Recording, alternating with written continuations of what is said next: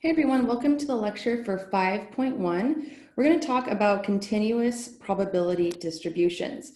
But first, I want to start with a recap of discrete probability distributions. So remember that a discrete random variable is one that takes on discrete values.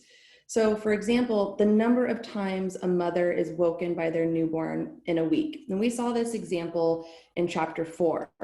So what makes it discrete, or what makes the random variable discrete, is because it can only take on values 0, 1, 2, 3, 4, or 5 for this example. So in general, whenever we're counting something, that tends to fall into discrete types of data. So the PDF for a discrete random variable is just a list of the outcomes and then a list of the probabilities. And so we also saw in chapter 4 that we could create the probabilities by just considering them to be the relative frequencies.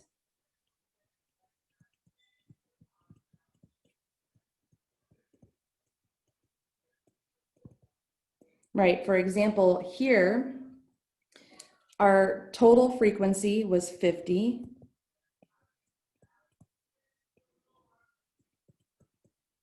So therefore, the probability that our random variable took on the outcome, whatever the x value was just the frequency of x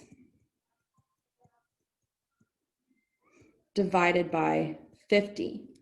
So that's how we got the probability that x was equal to 0. That was 2 out of 50, which was 0.04.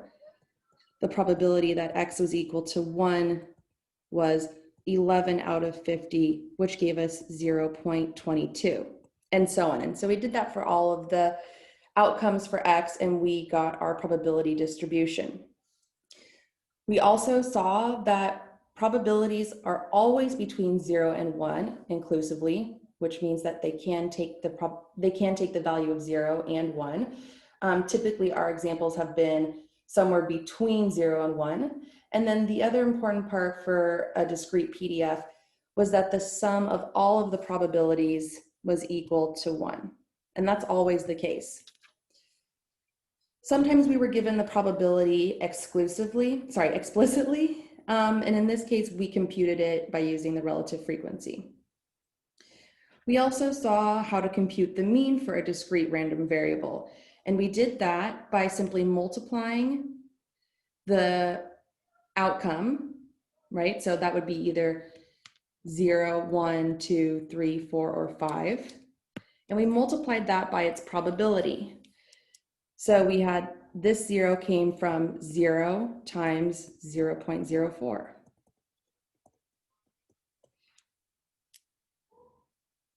(0.92), that came from 2 times 0.46. And we did this for all of our outcomes, 0 through 5. And the mean was simply the sum of these values, x times px. So that's where we get this notation, mu equals sigma, which means sum, or add everything up, of the x times px. And we also saw that we could compute the standard deviation as well. So here we had to compute the mean mu, which we did previously. And then we just took our x value minus mu. So 0 minus 2.1, 1 minus 2.1, 2 minus 2.1. That gave us all of these values here in this column. The next thing we did was square those values. Then we take the square, so remember these are called deviations. So this was the deviation squared, or square deviations. We take the product of the deviations squared with the probability, right? So this was equal to 4.41 times 0.04, right? That came from 0.04, 4.41. We did that for every outcome. We added those together. That gave us sigma squared, which was the variance. And to compute the standard deviation, we simply take the square root of the variance, or the square root of that sum. The formula for that is seen here. So the square root of the sum of the deviation squared times the probability. We were able to compute histograms for a discrete PDF, and they were just rectangular regions where the probability of a certain value, so let's say 2, the probability of 2 we can see here has height 0.46. So that tells us that the probability that x equals 2 is 0.46. And something that we didn't really talk about too much, but is worth mentioning now as we transition into continuous probability distributions, is that the sum of the areas of the rectangular region is equal to 1. That is because this has width 1, it has height p of x, and so the area of this region is simply base times height, 1 times the probability, right, of x equals, in this case, 3. Well, each rectangle has area that's equal to the probability. So this rectangle here has the area that's equal to the probability that x equals 0. This rectangle here has area equal to the probability that x equals 1, etc., and so on. So we know that when we add up all of the probabilities, it sums to 1.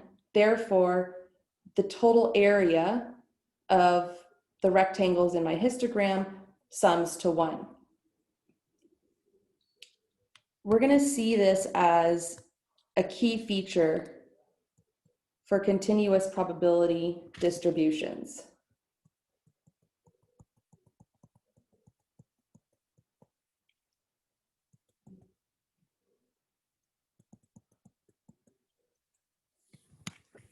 All right, so let's talk about continuous probability distributions.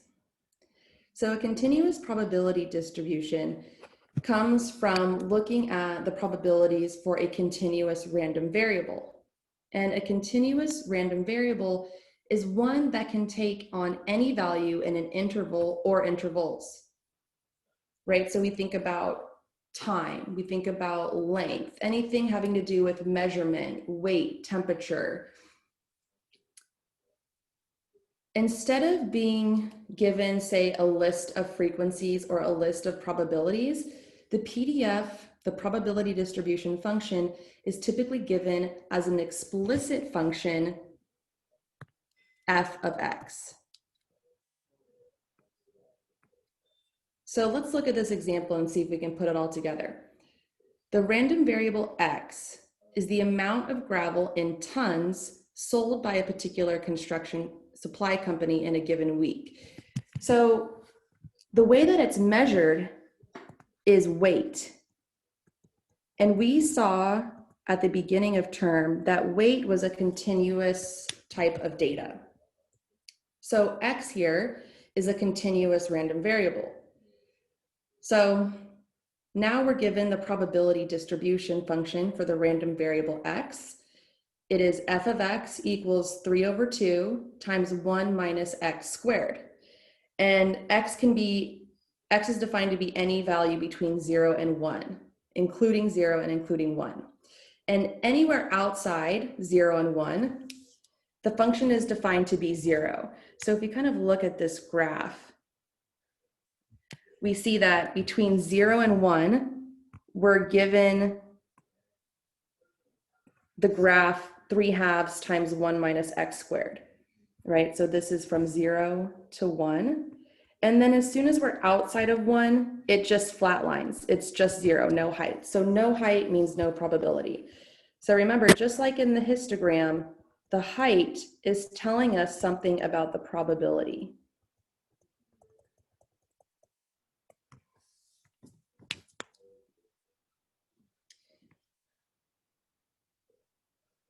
Since X is a continuous random variable, meaning it can take on any value in an interval, so it has this continuum, this very dense idea of infinity, we can't list out every possible outcome because, well, we would die trying.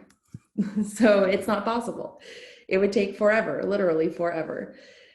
So instead, what we do to describe the probabilities for a continuous random variable is we just graph the function, and then we use this connection of height and probability to assess what's going on. So there are some similarities, though, to the discrete PDF. So if we go through this list, here's one such similarity.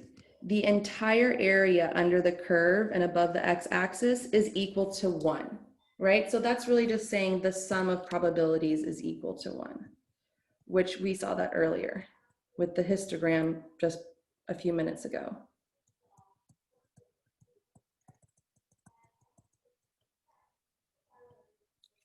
So the sum of probabilities equals the area,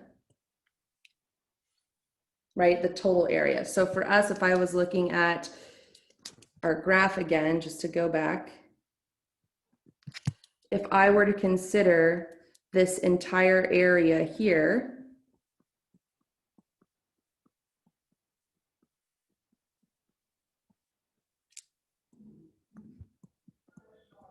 the area of this region equals 1. That's true for all continuous probability distribution functions.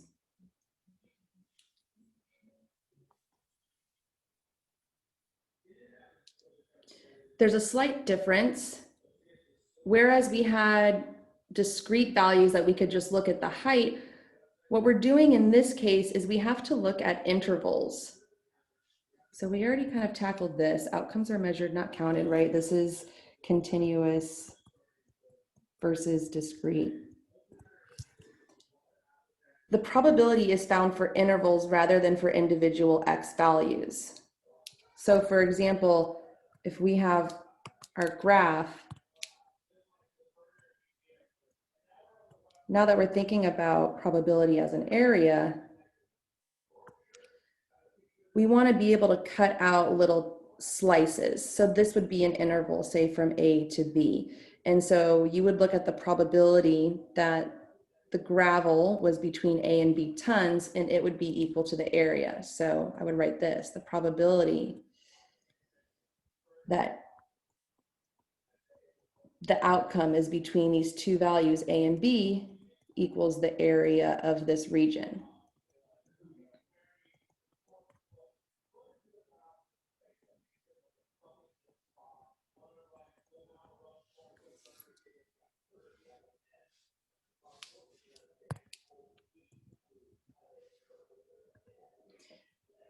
Something interesting, if we wanted to say what is the probability of, let's say we want to say what's the probability that x equals 0.4? Well, if I were to look at that, let's say 0.4 is right here.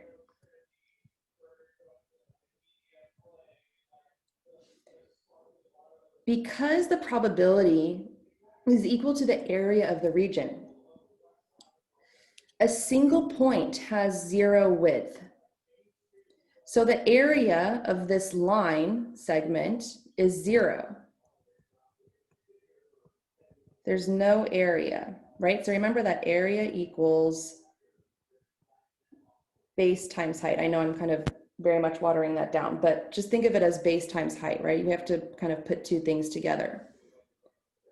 Well, if the base is 0,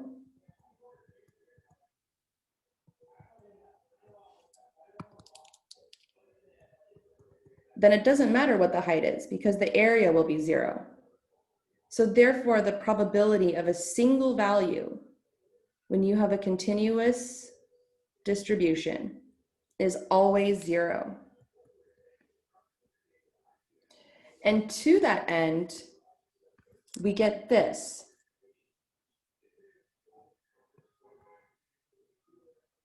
If I'm considering a strict inequality, right, between, but not including C and D, it has the same probability as the probability where I would include the endpoints. And that's because if I add on the endpoints, let's say I wanted to add on, well, these are single points. These are both 0. So adding them on to my region, I'm just adding 0 to the area. And so the area doesn't change. Therefore, they have equal area, which means they have equal probability.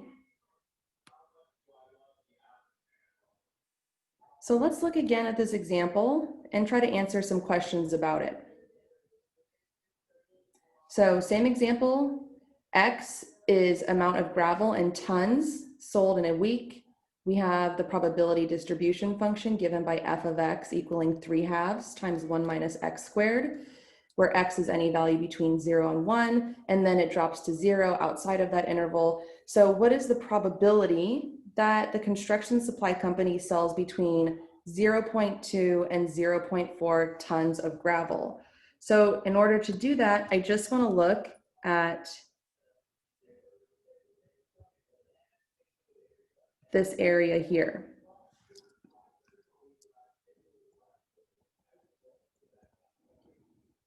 So we don't presently have the tools to be able to compute area exactly for this curve. So what we're going to do is we're just going to estimate the curve, right? So each one of these blocks has width 0.2 and it has height 0.2. So each one of these little blocks has area 0.04. So this one also has 0.04, 0.04, 0.04, 0.04, 0.04. But now we need to kind of just make a little estimation here. So I'm just going to go ahead and make a pretty rough cut and just say it's half of this. So this triangle is just half that area. So this is going to be approximately 0.02, right? Half the area of those squares. So I've got 1, 2, 3, 4, 5, 6 squares, which gives me 0.24. Plus I've got this guy. And so I'm going to say that the probability that the company sells between 0.2 and 0.4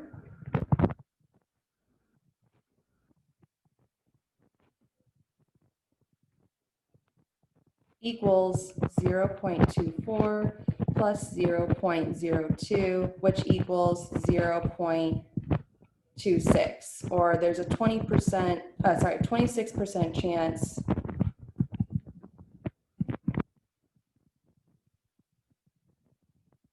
they'll sell between 0.2 and 0.4 tons of gravel in a week.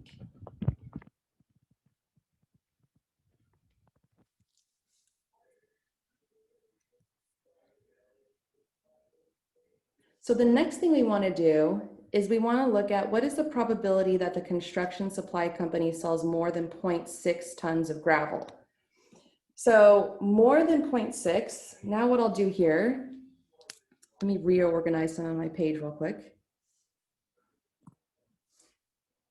Looking at more than 0.6 tons of gravel, that's going to put me to the right of 0.6. So that's going to be this region here.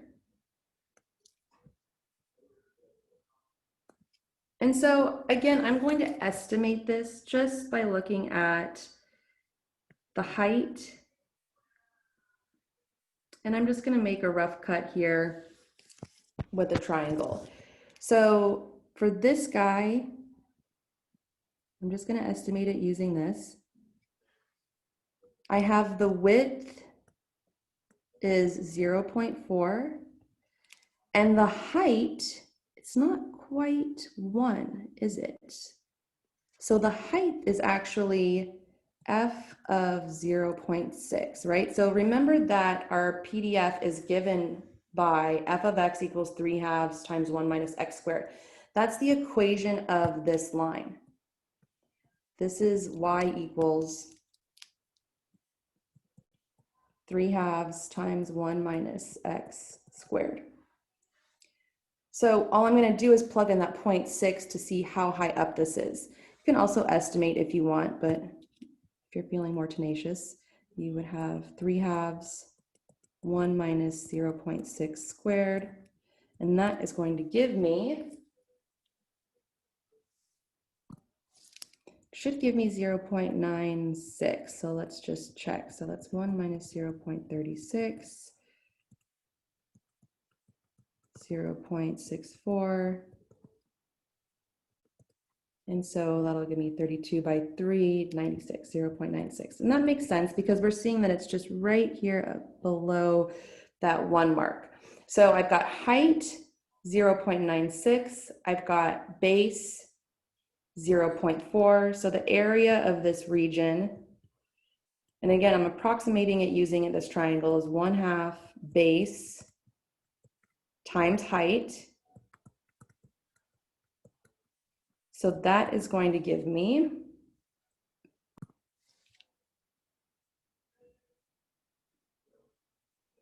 so this should be 1/2 times 0.1/2 0.384,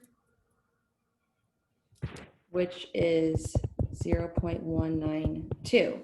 So if I'm asked what is the probability that construction supply company sells more than 0.6 tons of gravel, I'm going to say it's 0.192. And the way I'd write that is probability that x is greater than or equal to 0.6. Now, again, remember that it doesn't matter if I write it like this or if I write it like this, because the difference between a single point is 0. So it doesn't matter. Similarly, I could have written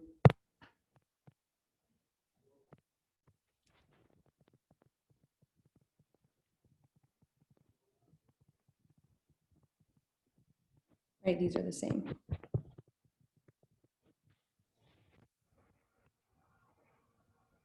If I wanted to do the probability that construction supply company sells less than 0.2, I'm just going to look at this region here.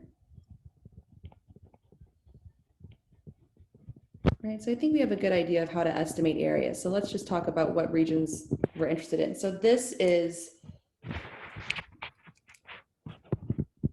the probability that x is less than 0.2, less than or equal to, or however you want to write that. Again, they mean the same thing when you have a continuous distribution, because a single point, adding a single point has no area, so it doesn't change the value of the probability or the area of the region. So that is the green region. And then this last question is asking us, what is the probability that second to last question. What is the probability that the construction supply company sells more than 1 ton of gravel? So let's look at that. So more than 1 ton, that's all this stuff over here. Well, there's no area because it's 0, right? We define the PDF to be 0 greater when x is greater than 1.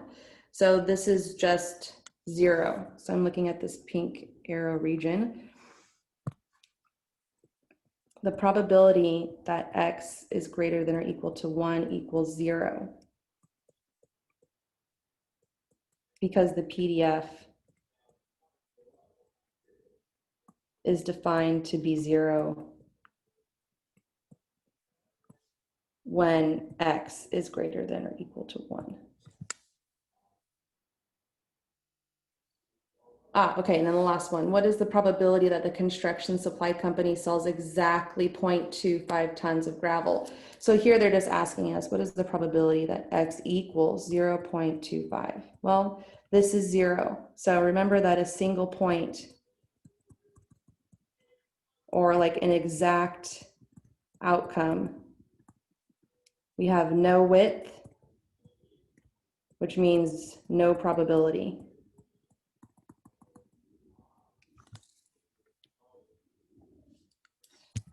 So in general, if we wanted to compute the mean and standard deviation for a continuous random variable, which would be like kind of the natural next thing to do, we would have to use an infinite sum, and it's very calculus based. We're not really there yet in our math curriculum. So hopefully you guys will take calculus at some point and you will look again at continuous random variables through that lens.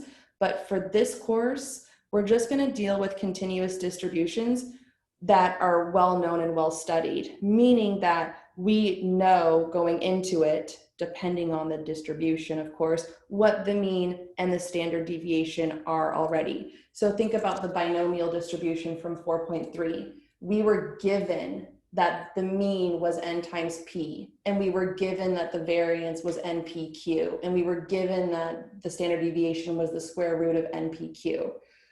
We didn't develop those for ourselves. We didn't compute them by hand. We just kind of took them at face value. We said, thank you, computed them, and moved on. Same thing we're going to do with continuous random variables. We're going to be looking at the uniform distribution and the normal distribution. And each of those, we're going to know what our mean and our standard deviation is. And we're just going to use those forms to compute those values when asked.